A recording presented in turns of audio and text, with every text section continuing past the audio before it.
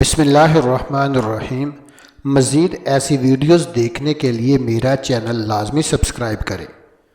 بنی نجار کے ایک باغ میں ایک دیوانہ اونٹ گھس آیا۔ جو بھی اس باغ میں جاتا وہ اونٹ اسے کاٹنے دوڑتا تھا۔ لوگ بڑے پریشان تھے اور حضور صلی اللہ علیہ وسلم کی خدمت میں حاضر ہوئے اور سارا واقعہ عرض کیا۔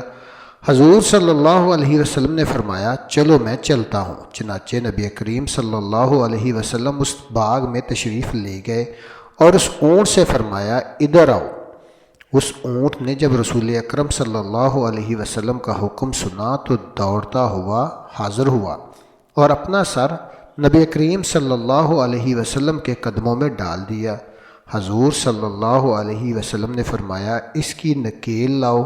نکیل لائی گئی اور حضور صلی اللہ علیہ وسلم نے اسے نکیل ڈال کر اس کے مالک کے حوالے کر دیا اور وہ آرام سے چلا گیا۔ حضور صلی اللہ علیہ وسلم نے پھر صحابہ سے فرمایا کافروں کے سوا مجھے زمین و آسمان والے سب جانتے ہیں کہ میں اللہ کا رسول ہوں۔ حجت اللہ علی العالمین صفحہ 458۔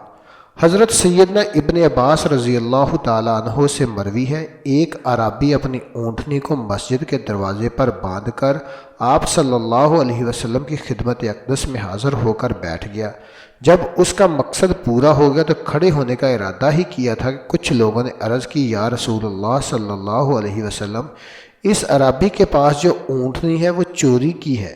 نبی کریم صلی اللہ علیہ وسلم اس کی طرف متوجہ ہوئی اور ارشاد فرمایا تم کیا کہتے ہو؟ وہ سر جھکا کر اپنی انگلی سے زمین کریدنے لگا۔ اللہ تعالیٰ نے اونٹنی کو قوت گویائی عطا فرمائی تو اس نے دروازے کے پیچھے سے عرض کی یا رسول اللہ صلی اللہ علیہ وسلم اس ذات کی قسم جس نے آپ کو بشیر و نذیر بنا کر حق کے ساتھ بھیجا، اس شخص نے مجھے نہیں چرایا بلکہ مجھے کسی اور نے چرایا ہے۔ اس نے تو قیمت دے کر مجھے اسے خریدا ہے، یہ مجرم نہیں۔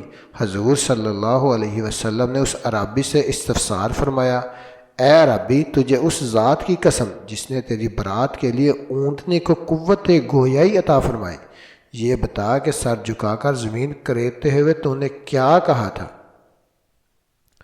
اس نے عرض کی یا رسول اللہ صلی اللہ علیہ وسلم میں عرض کی تھی کہ یا اللہ تو ایسا رب نہیں کہ جس کو ہم نے اپنے پاس سے گڑ لیا ہو اور نہ ہی تو تیرے ملک میں تیرے سوا کوئی شریک ہے جو ہماری تخلیق پر تیری اعانت کرنے بے شک تو ویسا ہی ہے جیسا تو فرماتا ہے اور تو ہمارے بیان سے بھی بہت بلند ہے۔ یا اللہ تعالیٰ میں تجھ سے سوال کرتا ہوں کہ محمد مصطفیٰ صلی اللہ علیہ وسلم اور ان کی آل پر رحمت بھیج اور مجھے اس مصیبت سے چھٹکارا عطا فرما۔ تب حضور صلی اللہ علیہ وسلم نے ارشاد فرمایا اس ذات کی قسم جس نے مجھے حق کے ساتھ مبعوث کیا ہے، میں نے گلیوں میں ملائکہ کا ازدحام دیکھا جو تیرے ان کلمات کو لکھ رہے تھے۔